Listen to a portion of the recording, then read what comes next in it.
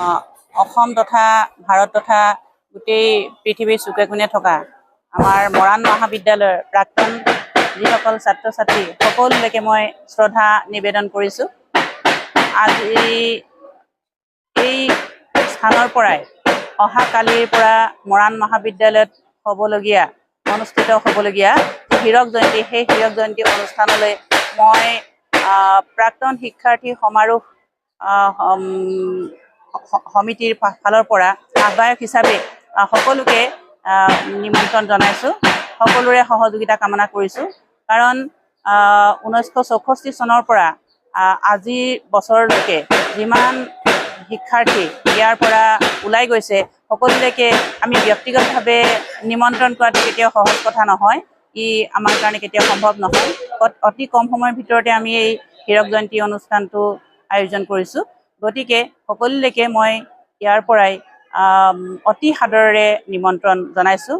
অহা কালিলৈ আমাৰ এই হীৰক জয়ন্তীৰ লগত ৰজিতা খুৱাই 12 বজাৰ পৰা অহা কালিলৈ 12 বজাৰ পৰা এখনি আমাৰ প্ৰাক্তন শিক্ষাৰ্থী সমাৰোহৰ আয়োজন কৰা হৈছে। ইয়াতে আমি আমাৰ প্ৰাক্তন শিক্ষকসকলক গুৰু সেৱা এই অনুষ্ঠান নামেৰে তেওঁলোকক সম্বৰ্ধনা জনোৱাৰ ব্যৱস্থা কৰিছোঁ। লগতে প্ৰাক্তন কৰ্মচাৰীসকলকো আমি সম্বৰ্ধনা জনোৱাৰ ব্যৱস্থা কৰিছোঁ। গতিকে এই অনুষ্ঠানলৈকে মই সকলোলৈকে সাদৰেৰে নিমন্ত্ৰণ জনাইছোঁ। 1964 চনত প্ৰতিষ্ঠা লাভ কৰা মৰাণ মহাবিদ্যালয় ইতিমধ্যে 60টা বছৰ আজি অতিক্ৰম কৰাৰ মুহূৰ্তত আহি পৰিছেহি। আৰু এই 60টা বছৰৰ উপলক্ষে আমি মৰাণ মহাবিদ্যালয় পৰিয়ালবৰ্গৰ আহ্বান মৰ্মে আজি হীৰক জয়ন্তী নামেৰে নামাকৰণ কৰি অহা 7 আৰু 8 তাৰিখে দুদিনীয়া বৰ্ণাঢ্য কাৰ্যসূচীৰে এই কাৰ্যসূচী আমি অনুষ্ঠিত কৰিবলৈ লৈছোঁ। আৰু এই কাৰ্যসূচীত আমাৰ বিভিন্ন বিভাগ আছে, বিভিন্ন কাৰ্যসূচী ইয়াত অন্তৰ্ভুক্ত হৈ আছে। এই কাৰ্যসূচী সম্পৰ্কে আপোনালোকক আজি অৱগত কৰাম। ইতিমধ্যে আপোনালোকে হয়তো গম পাইছেই যে এই দুদিনীয়া কাৰ্যসূচীত আমাৰ পতাকা উত্তোলন, স্মৃতি তৰ্পণ, শ্বহীদ তৰ্পণ, সাংস্কৃতিক শোভাযাত্ৰা, প্ৰাক্তন ছাত্ৰ ছাত্ৰী সমাৰোহ, শিক্ষক সমাৰোহ আৰু লগতে সন্ধিয়ালৈ ভাওনা। এইটো 7 তাৰিখৰ কাৰ্যসূচী। 8 তাৰিখৰ কাৰ্যসূচী আছে আমাৰ পুৱা এখন আলোচনা চক্ৰ। আলোচনাৰ মুখ্য আলোচক হিচাপে আমি অসম অধ্যক্ষ পৰিষদৰ কলেজৰ অধ্যক্ষ পৰিষদৰ সভাপতি আমাৰ সৌমাৰজ্যোতি মহন্ত ডাঙৰীয়াক আমি নিমন্ত্ৰণ জনাইছোঁ। আলোচনা চক্ৰৰ পিছতে আমাৰ মুকলি সভা হ'ব। মুকলি সভাত আমাৰ অসম চৰকাৰৰ মাননীয় মুখ্যমন্ত্ৰী ডক্টৰ হিমন্ত বিশ্ব শৰ্মা ডাঙৰীয়া উপস্থিত থাকিব।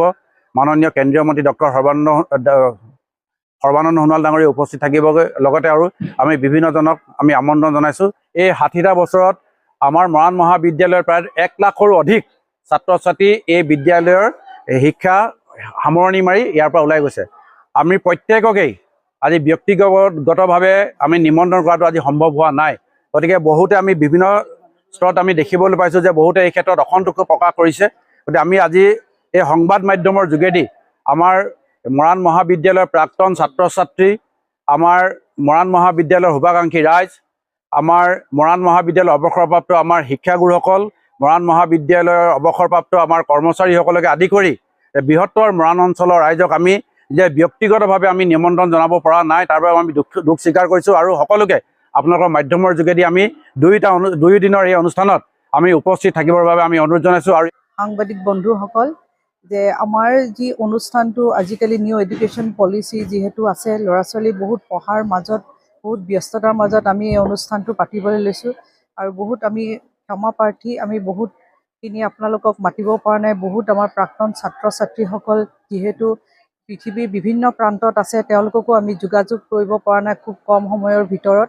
আৰু যিবিলাক ব্যক্তি আমাৰ মাজত এই অনুষ্ঠানটো জড়িত হৈ আছিলে, তেওঁলোককো আমি সময়ৰ অভাৱত তেওঁলোকৰ লগত যোগাযোগ কৰিব পৰা নাই। আজি এই অনুষ্ঠানত তেওঁলোকক আমি কটৰে অনুৰোধ জনাইছোঁ যাতে এই অনুষ্ঠানটো তেওঁলোকে আমাৰ মাজত আহি তেওঁলোকৰ যি বক্তব্য বা যিখিনি তেওঁলোকৰ মনৰ যিখিনি খুঁতখুঁতনি সেইখিনি যেন মাফ কৰে তেওঁলোকক।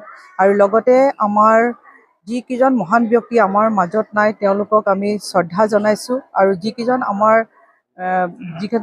আমাৰ শিক্ষাগুৰু বা যিকেইজন ছাত্ৰ আমাৰ মাজৰ পৰা ওলাই গৈছে, তেওঁলোকৰ সুস্বাস্থ্য কামনা কৰিছোঁ। আৰু সকলোৱে যাতে আহি এই 2টা দিনত যেন একেলগে আমি গোটেই উলহ মালৰে আমি 60 বছৰ যিটো আমাৰ সামৰণি অনুষ্ঠান আমি যেন অনুভৱ কৰোঁ। সকলোৱে ইয়াত আহি আমি সমবেত হৈ আমাৰ নিজৰ পুৰণি যিবিলাক আমাৰ মনৰ যি আমি আছিলোঁ, যেতিয়া আমাৰ আগৰ যিটো হৈ যোৱা 64ৰ পৰা যিখিনি আমি আমাৰ মনত যিখিনি পঢ়াৰ সময়ত আমি যিবোৰ ধেমালি কৰিছিলোঁ, সেই কথাখিনি যেন আকৌ সজীৱ হৈ সকলোৱে আহি মিলি অনুষ্ঠানটো আমি উপভোগ কৰোঁ। সকলোকে আহ্বান জনাইছোঁ, এই কলেজৰ অধ্যক্ষ হিচাপে সকলোকে আহ্বান জনাইছোঁ যাতে আপোনালোকে সকলোৱে আহি এই অনুষ্ঠানটোত উপভোগ কৰে। অহা 7 আৰু 8 তাৰিখে এই ঐতিহ্যমণ্ডিত মৰাণ মহাবিদ্যালয়ৰ হীৰক জয়ন্তীৰ কাৰ্যসূচী সন্দৰ্ভত অলপ অৱগত কৰিবৰ কাৰণে আপোনালোকক আমন্ত্ৰণ জনালোঁ। মূলত কথা হ'ল, এখন আমি দুদিনীয়া কাৰ্যসূচীৰে সৰ্বাত্মক ৰূপে সফল কৰি তুলিবৰ কাৰণে আমি ৰাইজৰ পৰাও সহায় সহযোগ বিচাৰিছোঁ, উপস্থিতি কামনা কৰিছোঁ। মই ভাবোঁ অহা কাইলৈ যি আমাৰ পতাকা উত্তোলন পৰা আৰম্ভ কৰি আমাৰ এই যিকেইটা স্মৃতি তৰ্পণ, শ্বহীদ তৰ্পণ, গছপুলি ৰোপণ, গ্ৰন্থমেলাৰ মুকলি, এনেধৰণে বহুখিনি গুৰুত্বপূৰ্ণ কাৰ্যসূচী আছে। বিশেষকৈ নৱনিযুক্ত আমাৰ ইতিমধ্যে মৰাণ মহিলা মহাবিদ্যালয়ৰ অধ্যক্ষ আমাৰ তেখেত ডক্টৰ তৰুণ গগৈ আহি আমাৰ গ্ৰন্থমেলা আধাৰ উন্মোচন কৰিবহি। তাৰপিছতেই প্ৰদৰ্শনীদাৰ ডক্টৰ মৌচুমী গগৈ অধ্যক্ষ টিংখাং মহাবিদ্যালয়ৰ অধ্যক্ষ ডাঙৰীয়ানী আহি আমাৰ প্ৰদৰ্শনীদাৰ মুকলি কৰিব। আৰু ছাত্ৰ ছাত্ৰীৰ দ্বাৰা এটা মুকলি বজাৰ, এই ছাত্ৰ ছাত্ৰীসকলে এই মুকলি বজাৰখন শ্ৰীযুত ৰবীন চাংমাই ব্যৱসায়ী মৰাণৰ তেখেতে ইয়াত আনুষ্ঠানিক মুকলি কৰিব।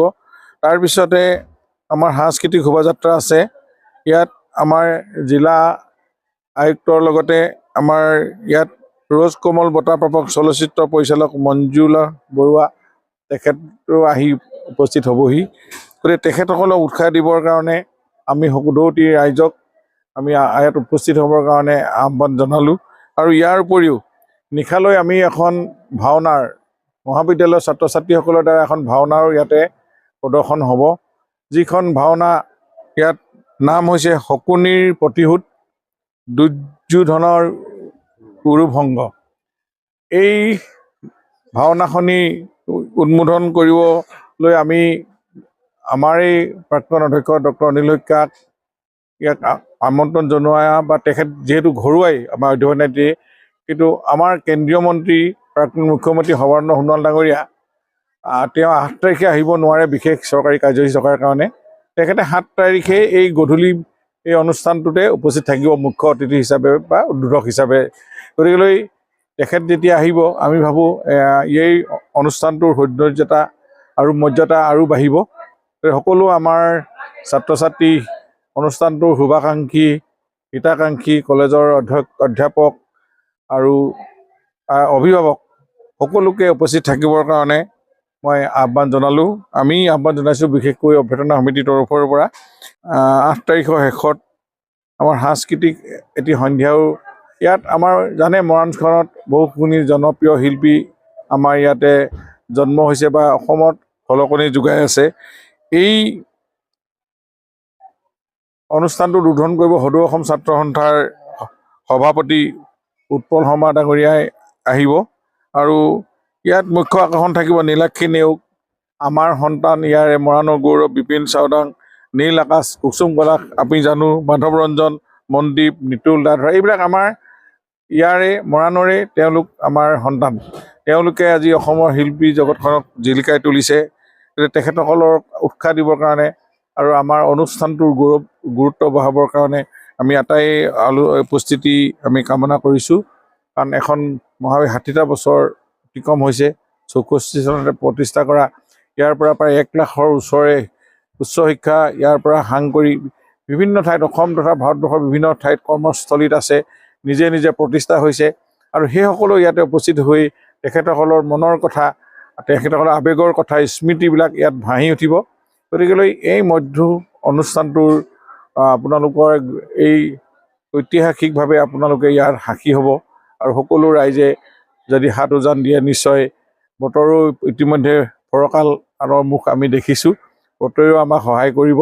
গতিকেলৈ আপোনালোকক মই আজি সাংবাদিক মাধ্যমৰ আপোনালোকৰ যোগেদি সকলোকে আমন্ত্ৰণ জনালোঁ আৰু যিখিনি ব্যক্তি ইয়াতে সহায় কৰিছে এই অনুষ্ঠানটো সাফল্যমণ্ডিত কৰাৰ ক্ষেত্ৰত তেখেতসকলকো মই আন্তৰিক আমি এই মুহূৰ্ততে ধন্যবাদ জনাইছোঁ আৰু এই 2 দিনৰ কাৰ্যসূচীত আন্তৰিকতাৰে উপস্থিত থাকিব বুলি আশা ৰাখি মই আপোনালোকৰ এই সাংবাদিক বন্ধুসকলক মই সম্বোধন কৰি আৰু শেহতীয়াকৈ আপোনালোকৰ এই প্ৰচাৰ মাধ্যমে যেনেকৈ সকলোখিনি ৰাইজক ইয়াৰ ব্যাপক প্ৰচাৰৰ ক্ষেত্ৰত আপোনালোকক আমাক সহায় কৰে তাৰ প্ৰতি অনুৰোধ জনাইছোঁ।